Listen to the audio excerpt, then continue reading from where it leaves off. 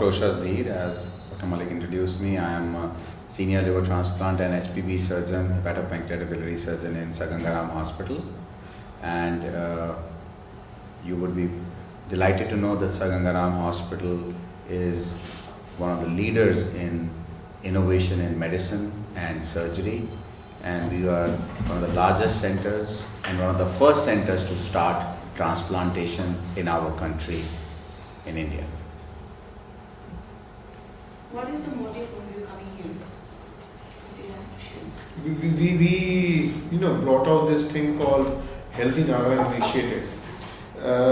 Liver disease is very common, not just Nagaland but entire Northeast, and kidney disease increasing in a huge numbers. Rather today when we had this a patient camp, I came across so many dialysis patients who are undergoing dialysis. And you have 3 centers in Dimapur, and all of these patients were young people in the age group of 30 to 45, 50. And all of these would have a very limited survival on dialysis. But if these people undergo a successful transplant, then their survival, their quality of life improves. And all of these people had potential donors for the family who could donate for them, but the motivation was missing. So I felt that if we could motivate these people in the right direction, they could definitely get better treatment choices. And we have tried to cover the 2 most important life-threatening diseases other than cancer, which is liver disease and kidney disease. Well, I would like to say that we have a lot of patients who come from Northeast to Sir Ganga Ram Hospital.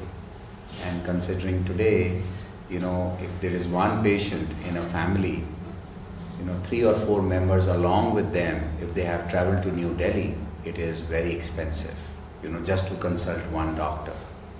So we took this Healthy Nagaland initiative.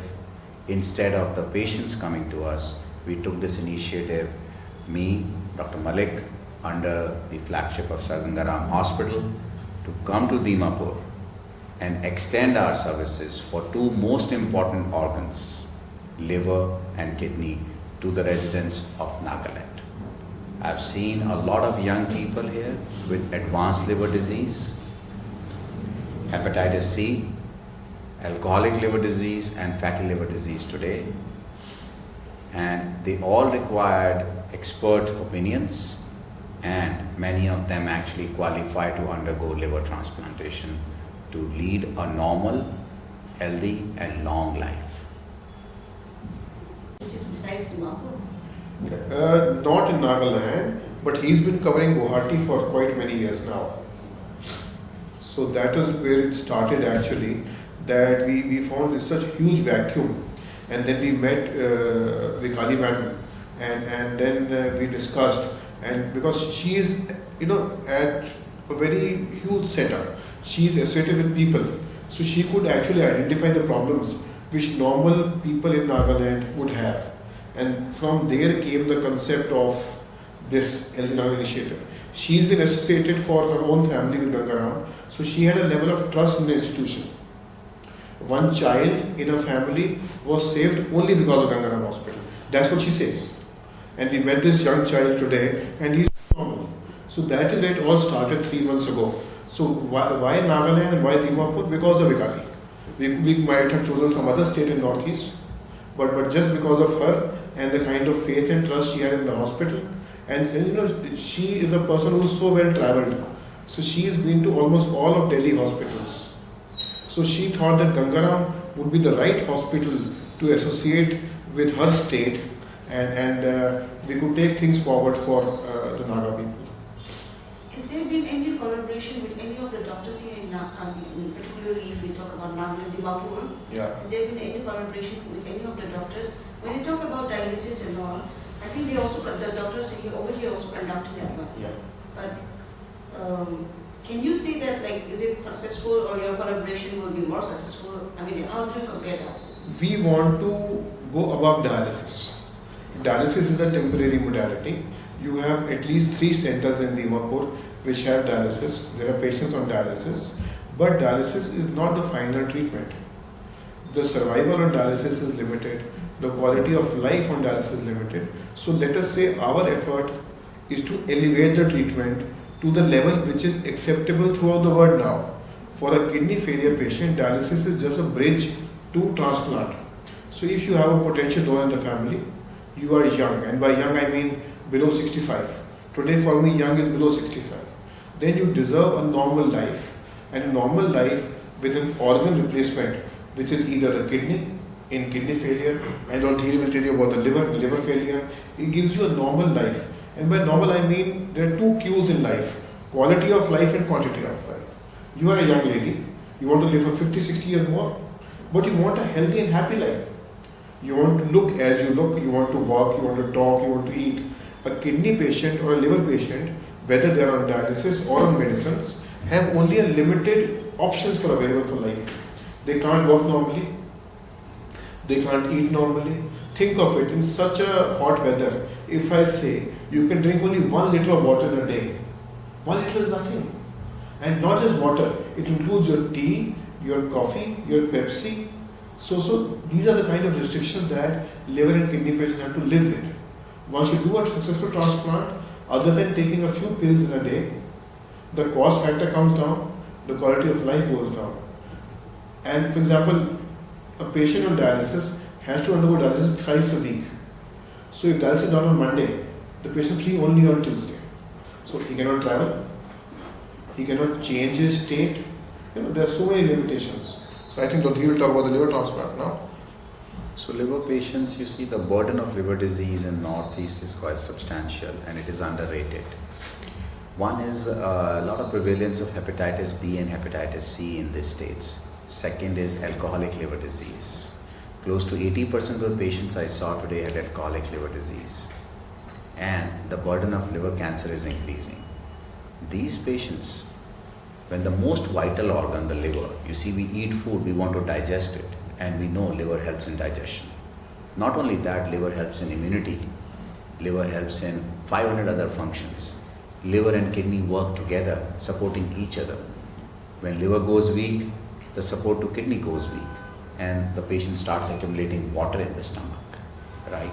And then they are not allowed to drink water, liquids, less than 1000 ml, that is 1 liter.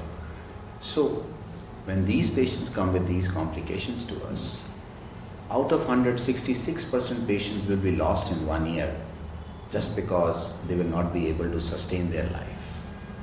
Maintaining these patients on medicines, especially in cities like Dimapur and even far-flung areas, becomes very difficult. Availability of albumin, availability of doctors when they come with complications like bleeding, blood vomiting, it becomes very difficult for these patients to achieve and get life-saving attention at odd hours. So the reason we have come here to highlight liver and kidney disease is to give these patients an option to lead a normal and a functional life, not just visiting doctors day in, day out. Like Dr. Manish said, a patient who is on dialysis has to visit a doctor or a dialysis center 3 times in a week. So he's practically left with no option. Similarly, a patient with liver disease who has jaundice, whose stomach full of water, that is ascites, cannot really travel. He's at very high risk of contracting infection. He has to take his medicines. And the cost of medicines in liver disease patients is substantial. So the reason we come to guide them, to make them knowledgeable about their disease, and to show them the path how they can get this problem sorted out forever.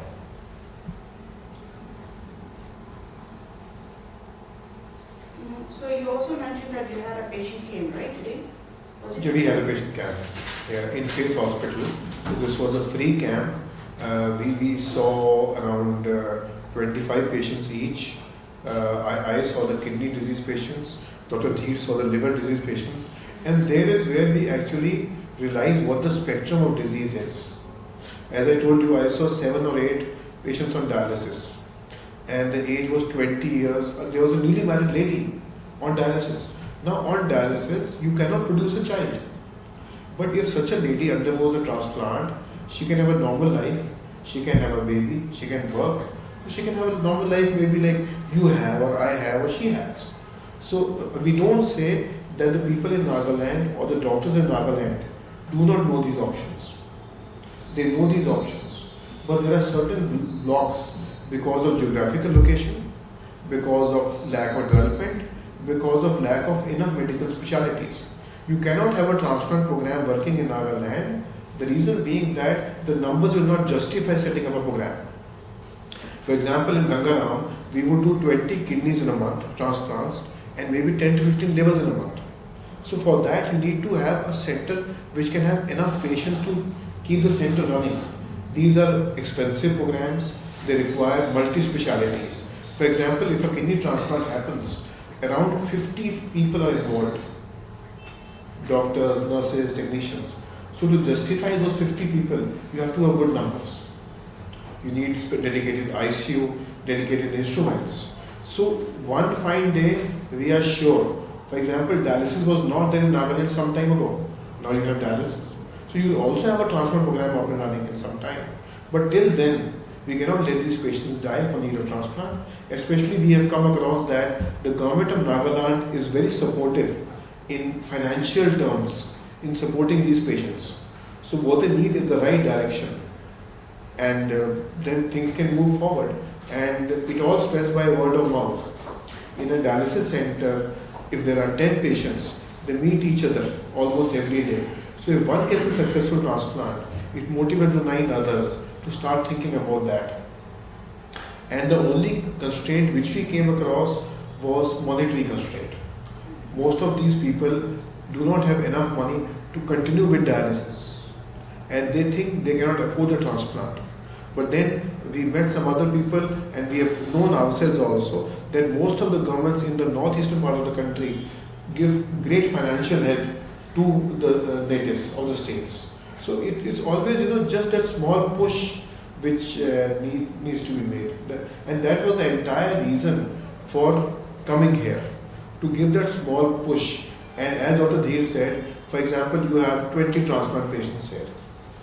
All those 20 traveling to Delhi means one Indigo flight, because the attendance will go together. But to be seen once a month, just 2 of us coming here, is much more cost effective for the patients and for the system as a whole.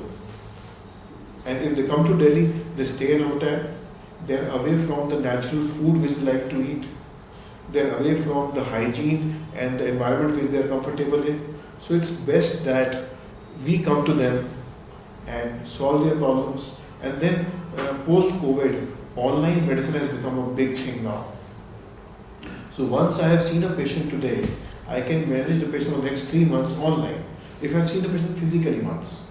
So that bond has been made, then it's Zoom calls or WhatsApp video calls or telemedicine as they call it now, can be much more helpful. But if I have not seen a patient ever, the first time on telemedicine is not possible. So some touch has to be there. I totally agree. We have become very wise. We started from Ganga Ram Hospital, the liver clinic in Guwahati in 2017, and we've been running for 5 years. And as he said, the first connect, so we had a regular clinic in Guwahati every 4 weeks from Ganga Ram Hospital for liver, and we have helped a lot of patients from Guwahati. And I would like to highlight one of our patients who was my liver patient, and there were floods in Assam, and he had a liver problem. He was stuck in the middle of floods, and his friend called me from the boat. Just because I had seen this patient once, I knew exactly what it is, and I told him one medicine, you have to take this, and he was treated. This was news, all India news, and this was published worldwide, that it's a new level of telemedicine we achieved, just because I had seen the patient once. And after that, the patient was able to follow up even during lockdown with me on virtual contact by WhatsApp calls and other things. So our extension, we are like extension of Ganga Ram Super Speciality Clinic of renal and liver transplantation here in Dimapur. This will not only help us follow the old patients, but will help us, our old patients, guide the new patients, how their experience is about undergoing a transplant, how it is being a donor, how it is being a donor and saving someone's life. You know, the biggest question that comes to one's mind is, if I donate one of my kidney, what will happen to me? If I donate half of my liver, what will happen to me? Right? Saving someone's life and donating is one of the biggest things that you can give or gift to anyone. So when you have such people coming in one OPD, let's say me and Dr. Malik are doing a OPD, and there are 10 transplant patients who are coming after transplant for their follow-up along with their donors. And there are 5 new patients who are just scared by the word of kidney transplant or liver transplant. But when they meet these patients in person and see that they are living their normal life and their donors are hale and hearty, they are leading a normal life, this will help us achieve what is our initiative, that is Healthy Nagaland initiative. And to add to it, what if I don't have a donor at home? Then we have a cadaver donor program. For example, while we are sitting here, we already have 2 kidneys coming in from a brain dead donor. So by 5 p.m. today, the surgeries will have started. So by tomorrow morning, 5 a.m., 2 lives will have changed. These were the people who did not have potential donors in the family for whatever reason. So they were given calls last night. They came in last night. Tests were done. By today afternoon, the donor was declared brain dead. It takes some time to declare donor brain dead. The organs have been retrieved, and now the organs are being put back into those patients. So by tomorrow morning, 2 lives will have changed. So this is, these things don't appear so much in the media. Even if they do, they don't touch the patients. A patient is touched by a patient.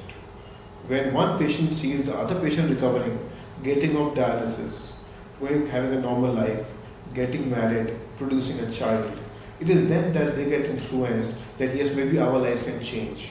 And then the family becomes more active. A cousin, sister or brother may say, I will donate now. Then few of the members start collecting money. Medicine in India is not very expensive. A kidney transplant in a center like Ganga Ram would cost only 7 to 8 lakh rupees. In today's terms, for a lower middle class family, 8 lakhs is not a huge amount. Provided the kind of life you can change, one, and the daily cost of dialysis goes away. Even in Nagaland, dialysis costs 2,000 rupees per session. So if you're doing it thrice a week, 4 weeks, it's 12 sessions a month. So 25,000 rupees on dialysis, plus 15,000 rupees on medicines, 40,000 plus traveling. If you stay here and you go there, you're spending petrol, diesel, taxi, cab, whatever. So the cumulative cost is huge. So in the long term, as Dr. Dhiro was saying about liver failure, 1 bottle of albumin costs 5,000 rupees, sometimes 8,000 rupees. And you require a bottle of albumin at least thrice a week, which means 15 bottles of albumin in a month. So it's 1 lakh rupees or more only on just one medicine, plus medicines, cost of visits. So ultimately, in the long term, this ends up being not just better quality of life, but financially more feasible for the family and for the health system as a whole. So in the future, are you planning to collaborate with any of the hospitals here in Nagaland? This time we have come in with Faith Hospital, Yeah. only because of Vikali again, and they provided us the premises for conducting an OPD. They screened the patients for us. So we would definitely need to collaborate with some hospital to keep things ready for us, one. And once, if we are following up any patient and they're required to be admitted, we need to be associated with some hospital where we are in touch with the doctors over a telemedicine kind of thing. So that would continue, and our plan is to probably keep visiting every 6 weeks or so to keep that continuity of care with our patients, and all those patients who require a higher level of care would then need to go to Ganga Ram Hospital. So it could be kind of an affiliation between the 2 hospitals. Okay, as far as your survey is done, how far do you think this Healthy Nagaland will progress? Well, as Dr. Malik said, let's say we have patients where we see in a OPD, and we plan that every 6 weeks we visit a hospital. This time it was Faith Hospital, and Faith Hospital organized under, Madam Vikali, and it was a very good screened program. Now, if let's say 5 of these patients have to go and, get higher medical attention in terms of transplant, these are patients who are not nervous. They know they have met Dr. Malik and they have not met me. And they know Dr. Malik will be there in Ganga Ram Hospital. Dr. Dheer will be there in Ganga Ram Hospital. The team will be there. They are not going to see a doctor they have never met. They are not just going to land in Delhi and with a fear now whom to meet. Today when we conducted this OPD, our helpline numbers were given to these patients. Our office staff numbers have been given to these patients. So when they come to Delhi for their higher treatment, they already know who to contact. They already know whom to coordinate. And they know things will be ready. They will not be nervous. What happens when a simple person comes from, let's say, Dimapur, Kohima, Manipur, in general, this is what I have seen.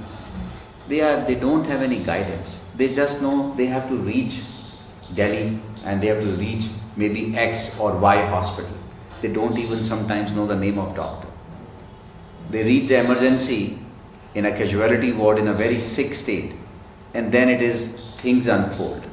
Rather, we coming here, when they have to go, they already know where to reach, whom to contact. That saves a lot of precious time, money and effort, especially when you are in distress. When someone is in a problem, they want things to happen where they know which step to take, like a small baby. This is where we see this program running. This is where we want this program to establish. Healthy Nagaland initiative is not just one and one. We want it a recurring event. We will like to see the participation of local people, local media. If the local media spreads this word, it will help doctors like us who are leaving their work and trying to work here just to help a set of patients who really need a lot more attention right now. And we are not proposing an alternative to the medical system here. Whatever specialties you have here are well and running.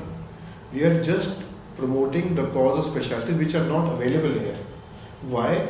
Because of the viability and because of the availability.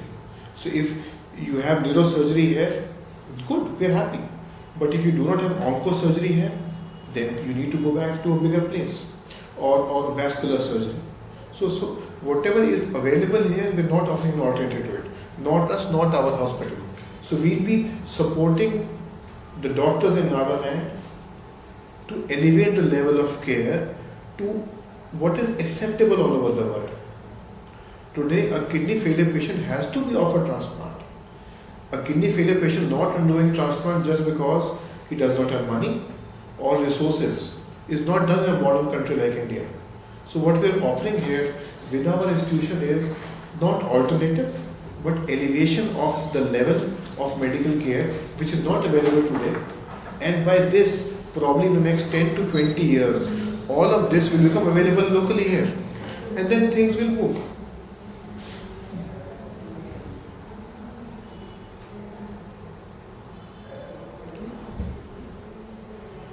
We in fact foresee that the doctors here who are locally treating these patients, at some point of time will interact with us, and we probably by next time will like to have a very healthy interaction with the doctors here, so that we come to know each other, we can help these patients with the set of local system that we have, and so that they know we know when they need us. They are managing a set of patients, and once they feel, no, this is, the time they need our assistance in taking care of these patients, is then where we come in. Until then, they are taking care. Good care.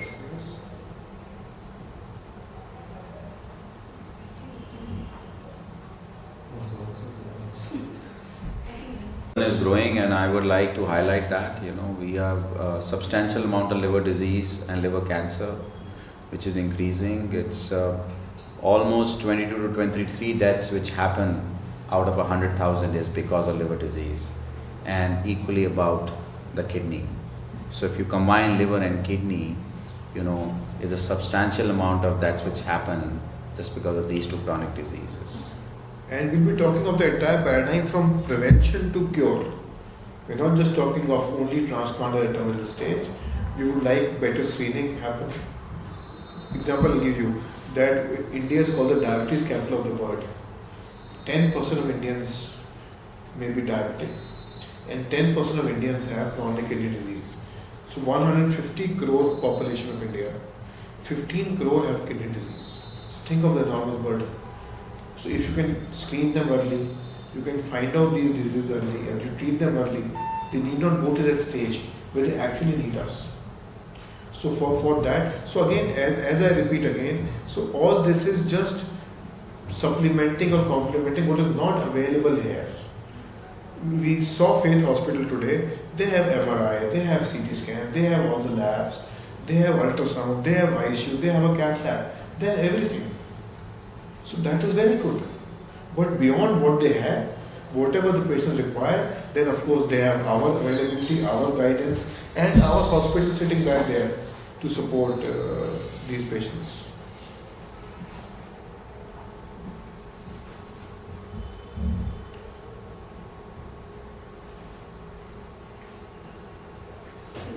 So I think we should thank you all for taking time out and trying to spread the word of what we're trying to do in Dimapur and the whole of Nagaland.